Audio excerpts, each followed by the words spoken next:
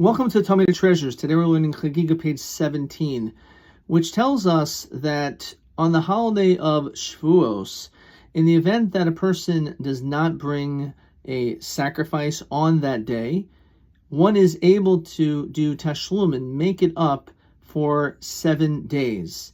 Even though Shavuot has come and gone, nonetheless, just like the holiday of Pesach, there is this concept of bringing the offerings beyond that amount of time. The Talmud here tells us that in the event that Shavuot falls out on Shabbos, the problem is that even according to the opinion of Beit Hillel, you're not allowed to bring these sacrifices on Shabbat itself. So therefore, it needs to be brought the following day, the day after Shavuot, which is on a Sunday.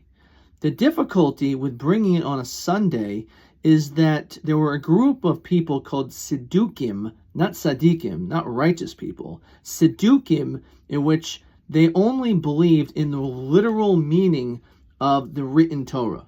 Whatever the Torah says, exactly is how they kept it, even though, according to the oral traditions, it has completely different meanings.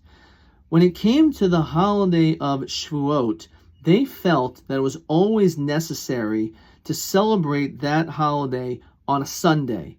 Why? Because the Torah tells us that we begin bringing the Omer offering and counting the Omer starting from the day after Shabbos, literally Mimacharis HaShabbos, which means on Saturday night, which is Sunday.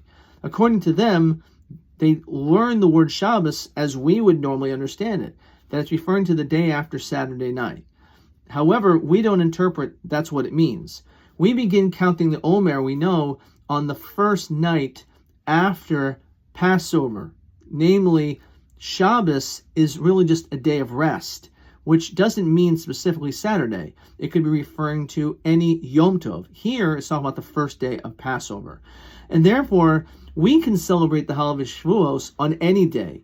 In this one circumstance, because Shavuot fell on Saturday, if we bring the sacrifices, which we have no choice but to bring it on Sunday, there could be this confusion that we're almost agreeing to these people who are the Tzaddukim.